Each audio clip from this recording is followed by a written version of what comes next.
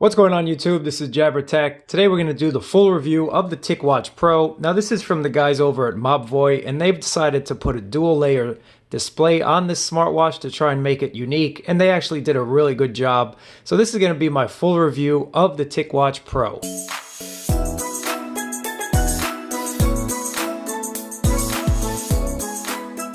Let me talk about the specs and price of this very quickly, guys. It's $250, but it is on sale. Check my links down below. You can get a little discount this holiday season on this, and if you get it less than $250, I think it's an absolute steal. At $250, it's still a great deal.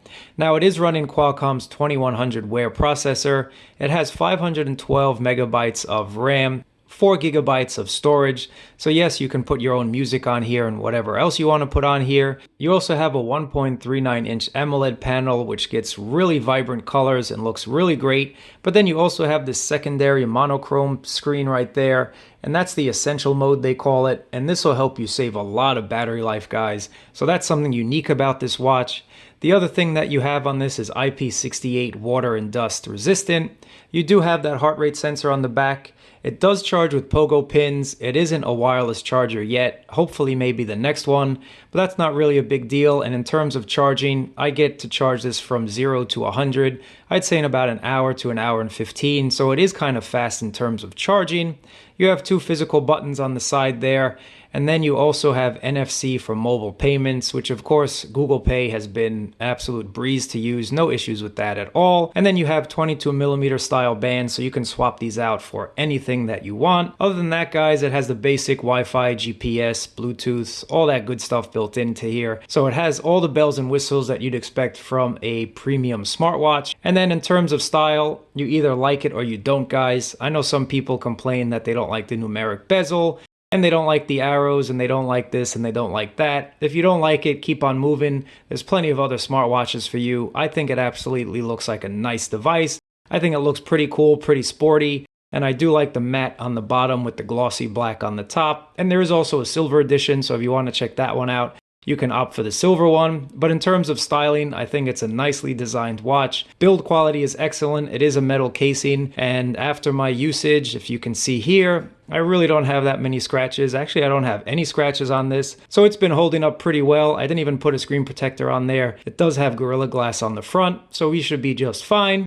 And the battery, guys, is 415 milliamps, so it has a decent sized battery in here. But enough talk about the specs. I want to give you my daily usage on this thing, and the one main thing that people always want to know is battery life. So here's the deal with battery life, guys, because that's really what most people are interested in, is how's this battery life going to treat me? If you leave the essential mode on all the time, you will get up to 30 days. Now, of course, I haven't tested that just because I don't want to stare at this screen all the time. Neither do you. If you did, you'd actually just buy a regular watch. But this is a nice secondary option, and it has saved me because this will come on automatically at a certain level. So say, for example, I have it set to 15%. Once my battery drops down to 15%, this automatically kicks on just to ensure that I don't have a brick on my wrist. And I really enjoy that. So this is like an emergency setting mode, I like to call it. Just if you forget to charge your watch or whatever the case may be, you don't want to just have this blank screen on your wrist. Everyone's going to ask you, why doesn't your watch work? This will just turn on and save you. And this will actually last for about 2 days if you just keep this on with about 15% battery.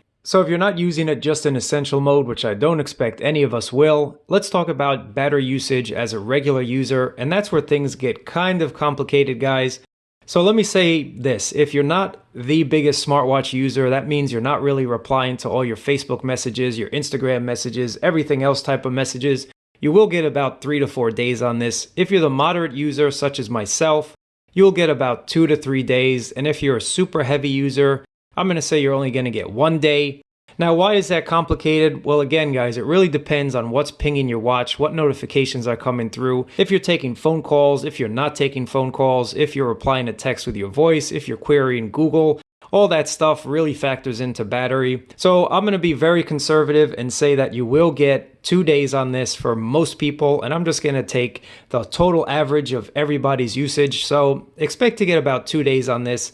And right now my battery is at 50% and I charged it yesterday. So it is going into a day and a half right now. So I expect this will last me to the end of the day today. No big deal. Now, What I want to say about battery life too is you see that the essential mode just switched on. You can change that, so it's just like a regular Android Wear watch, guys. If you go into settings and then you go into display and you turn on always on, that means that that essential mode will not turn on, and this watch face will act like a regular watch face on any normal, and I say normal because this has the essential mode. It'll act like any normal smartwatch.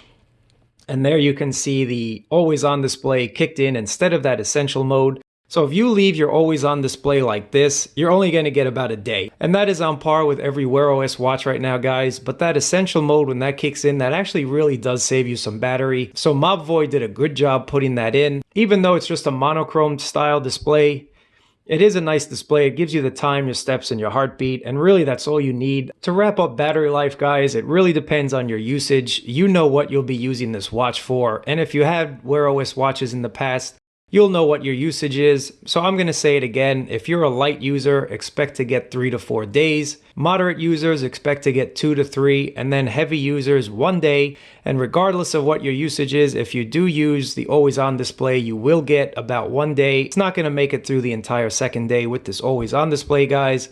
So I would recommend just leaving the essential mode on. It's really not a big deal because you can always just activate the watch and see your full screen in glory.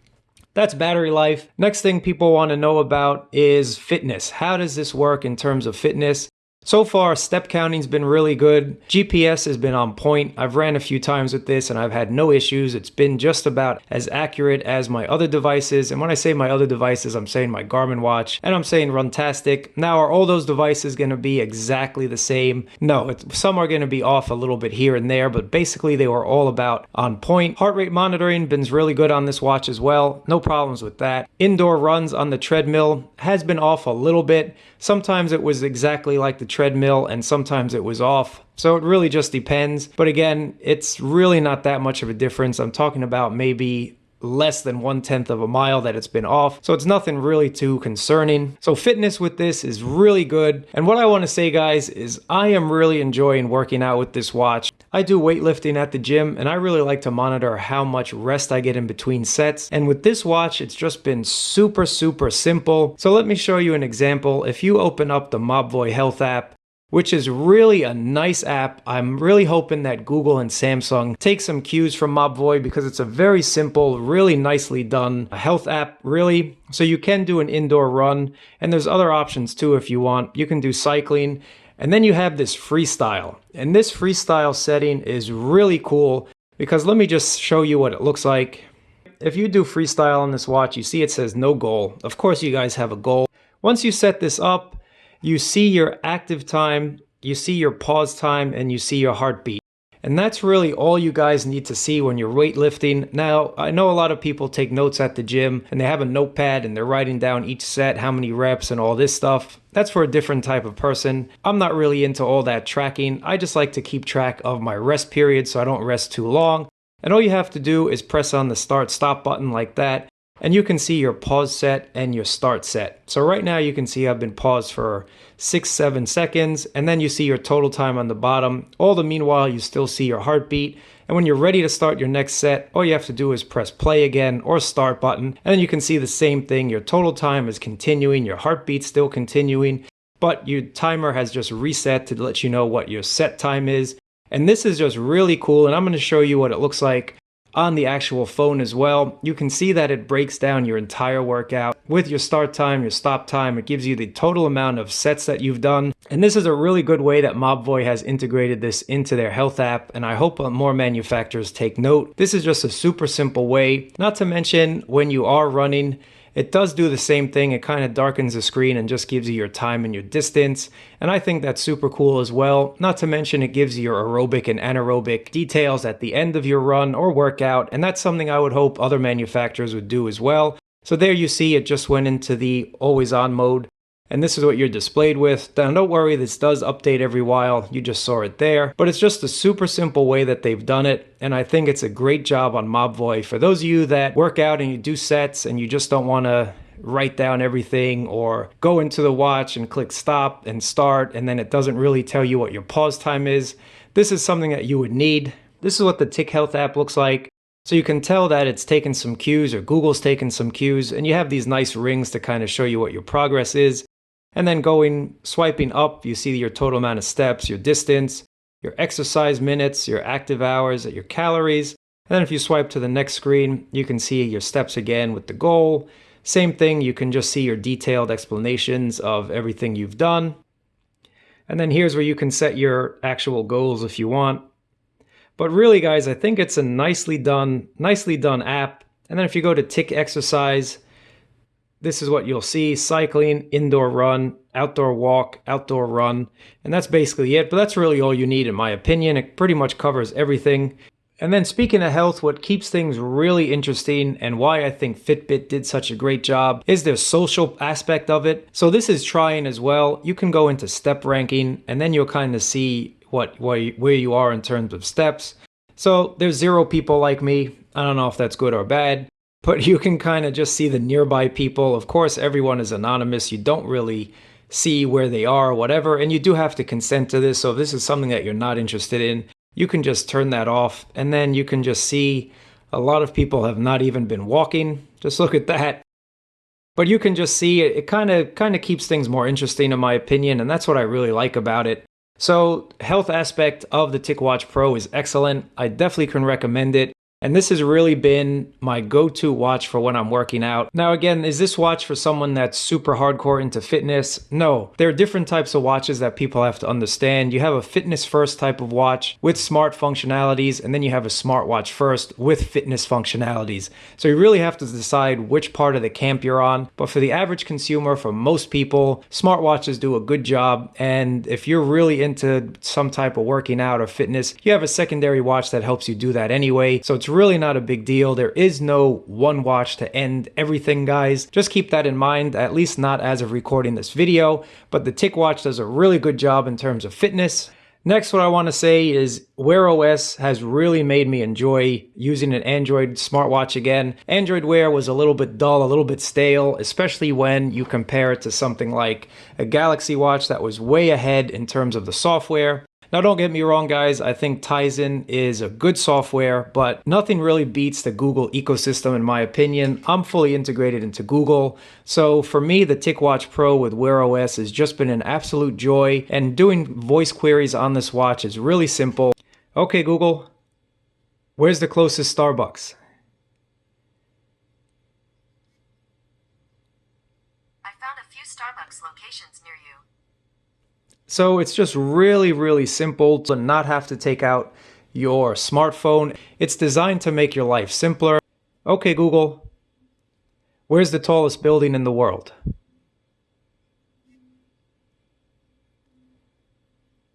Burj Khalifa. According to Wikipedia, the world's tallest artificial structure is the 829.8-meter tall Burj Khalifa in Dubai. So it's just been really easy to use. Now it is a little faster than this. I am in the office and my cell service is not the best. And that'll bring me to my next point, which is the speed. Now it is running the Qualcomm 2100 Wear processor, so it is not the latest and greatest. But if you check out my other video and if you check out some specs, the 3100 is really a band-aid processor. Has sort of a coprocessor that's supposed to handle some things, but really it's the same 2100 processor. And is this the super speedy, snappiest device ever? No, it's not, but it does the job, and I've never really sat here thinking, man, I wish this watch was a little faster. It does take a split second sometimes to open up the app, but once you're in the app, it's fine. Is that something that you can blame the TicWatch on? No, it's not. You can blame Qualcomm on not giving us a decent chip. So is this watch the speediest and fastest when compared to, I'm going to bring this up again, guys, the Galaxy Watch? No, it's not, but you're also spending a lot less on this watch. So to wait a split second for an app to open up is really not a big deal, guys, because you are getting a watch that is super enjoyable to use, just because you really don't have to take your phone out all that often just to get answers to simple things like where's the closest McDonald's or what's the tallest building. So in terms of speediness, guys, I want to say that if you're expecting it to be as fast as your smartphone, it's never going to happen. It just won't, but it is fast enough so that you're not sitting there thinking, man, this watch is slow. But that is something to note, that it isn't the speediest, and it's not the TicWatch fault. It did get a lot speedier when we just got the new Wear OS update, so I will give it that. Google and Mobvoi are working to try and make this a lot more efficient with the older processors, so that's one thing to note. The next thing to note, guys, is speaker call quality has been excellent. The people on the other end really didn't know I was talking on my wrist, and I really could hear them just fine. As with all smartwatches, guys, if you are in a loud environment, you will not hear this speaker. That's just the way it goes. It's a tiny, tiny little speaker there. So it's something that you will not hear in louder environments if you're walking on the street in New York City, such as I do on most occasions, or if you're in a club. Don't expect this to be the super loud speakerphone. But if you are at home and you're doing dishes, or if you are just chilling somewhere and it's a quiet environment, you will hear this. Vibration's been excellent. I've been able to field my notifications without any issues on this, so that's not a problem at all. Next, I want to talk about, you have these two buttons here. Some people like buttons, some people don't. But these two buttons, if you long press the top one, that's set to your Google Assistant. But the bottom one is user customizable. So if you tap on the bottom one, you can pretty much set it to launch any app here. So I have it set to launch the exercise. And it's really just that simple. All you have to do is press on it and then it'll open up that application. So as you saw, it was pretty speedy. It wasn't super laggy at all. And then you can just start on that. So two buttons come in really handy, especially when it is cold. You just press on a button. But of course, to access the Google Assistant, all you have to do is say the magic words, "Okay, Google," and then your feed will come up and the assistant will ask you what you want to do. So that's pretty interesting. Voice recognition's been awesome. So that's really nothing to talk about. Just to wrap up, guys, Wear OS has been an absolute joy to use. This is something that is needed, and in order for Google to kind of step ahead of everyone else, they really have to improve their Wear OS platform, and they're doing a good job. There's still a long way to go, but it's much improved. From swiping right, gives you access to your Google feed, and again, you can just quickly ask the assistant something, and then this kind of just changes so you can kind of see what's going on with your Google feed. And then if you swipe to the right, that gives you access to your health information, and that's something pretty cool too. Swiping down is your toggles, and this has been redesigned so you have quick access to pay finally. You have quick access to your settings. You have your battery life and connection settings down there as well. And then swiping up gives you access to your notifications. And then of course now it's really easy, just like every other watch, long press on the screen to change your watch faces. Now before, you swipe to the right and that kind of brought up your watch faces. It was just a mess, but they've really redesigned this and it's been a really enjoyable experience. But anyway, guys, that's really it. I can still recommend this, and if you check my links down below, this is on sale right now. The retail price is $250 on this, but if you catch it for $200 or less on sale, it's a really good steal. At $250, it's still a deal as well, don't get me wrong, but we all like to save a little cash, especially with this holiday season. But is this something that should be on your list for this holidays, or just to treat yourself? I say yes. I really can stand by this watch. It's been an absolute pleasure to use. Is it the perfect watch? No watch is the perfect watch, guys, but it is pretty close to it. As always, I really appreciate you watching. Thumbs up, subscribe, and if you have any questions, ask me down below. I love answering you guys' questions. Thanks a lot, guys, and I'll catch you in the next one.